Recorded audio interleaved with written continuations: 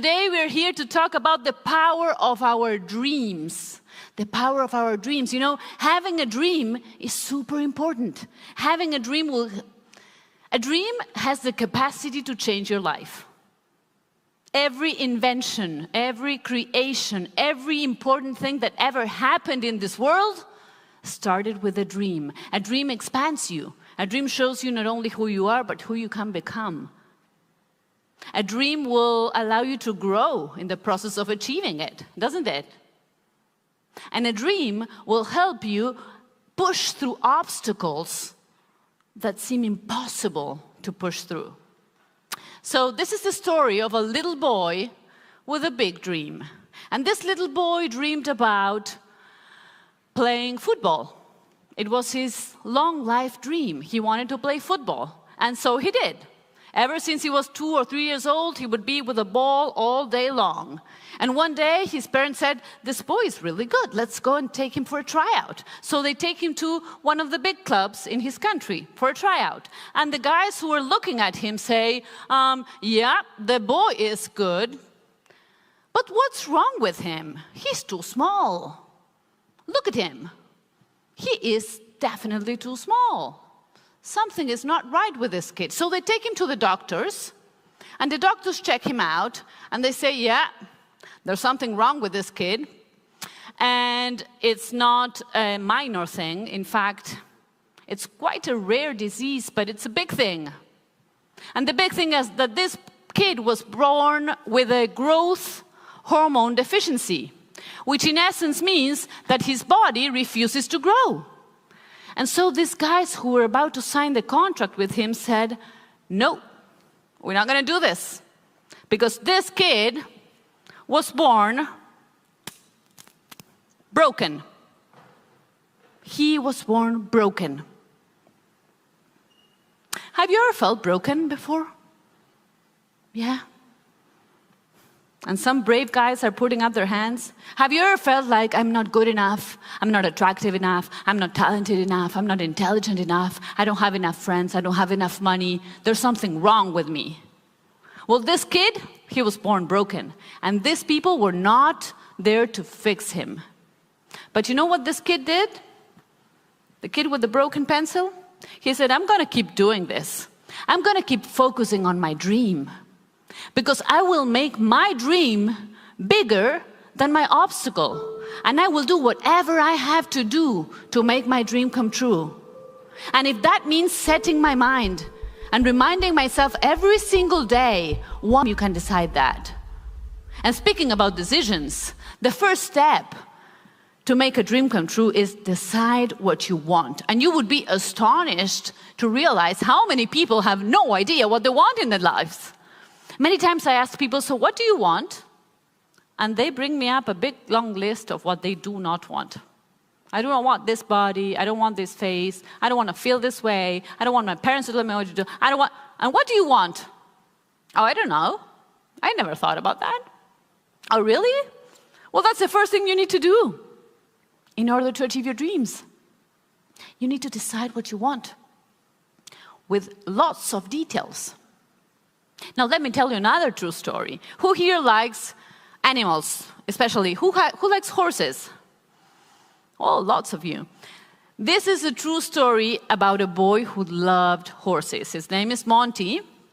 Monty had a father his father was a horse trainer, and he was a quite violent horse trainer. So he would use violence to train horses, whips and sticks to make them obey. And he would not only be violent with the horses, but he would also be very violent with a little kid, with his son, with Monty. So many times Monty would escape from his father, and he would take refuge in nature, and he would spend hours and hours observing the horses.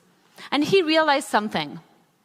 As he was observing the horses, he realized that horses would never use violence to teach younger horses how to do things. They would use soft body movements.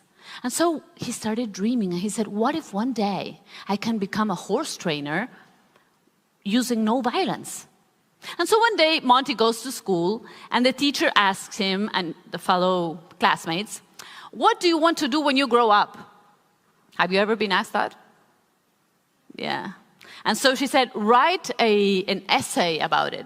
What's your dream? And so Monty went back home, and he spent the entire night writing out his dream, and he put all the details, and he went back to school, and he handed the essay to the teacher, and he's all proud, and the teacher reads it and says, no, Monty, come. What you wrote here, so you want to live in California in a 62-acre ranch, and you want to breed racehorses? It's not going to happen. You come from a very poor family, Monty.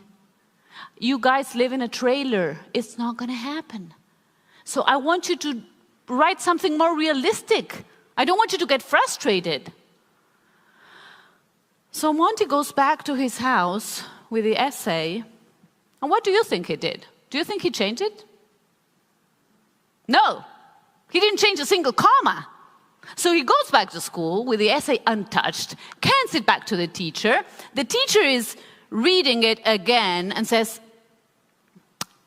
okay, Monty, I don't think you understood. If you don't change this, I will give you an F. An F for fail, for 0. So Monty looks at her and says, fine. You keep your F. I keep my dream. I'm going to repeat that. He says, you keep your F, I keep my dream. Do you think that's a cool answer? Give him a clap, because it's a true story. His fame, he started getting really good in this technique, and he started being world known, and the Queen of England, who's very fond of horses, who loves horses, heard about him. So she calls him and says, hey Monty, will you come and show me what you do with horses? I want to learn. And so he's there with the Queen, and she's very impressed with what he's doing. And so she says, hey Monty, you need to write a book. And so he does. And he wrote a book that is called The Man Who Listens to Horses. The book became an international bestseller. And today, Monty Roberts lives in California. And he lives in a ranch that is, how big? How many acres? 62 acres. And he breeds? Of course. Yes. And so this story tells you that never, ever let anybody tell you that your dream it's not going to happen. Don't let anybody tell you, hey, stop dreaming, be realistic. No, no, dream big, go for it. And do what Monty did. He wrote it down. There's power in writing down your goals. Who here writes down your goals? Raise your hands. A fair amount. Let me share some powerful research with you. So research shows that only 4% of people who do not write down goals and dreams attain them, reach them, while 44% of people who write them down reach them.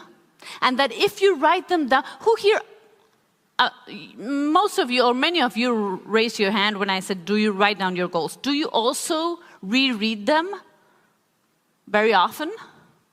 Okay, a lot less hands. If you reread them often, your chances go way up, 200% more, just by rereading it. This is all research from University of Virginia. And I'll give you one more thing, just in case anybody there is sitting and saying, I don't know, I'm wondering. Research shows that people who write down their goals and reread them all the time make 9 times more money than those who don't.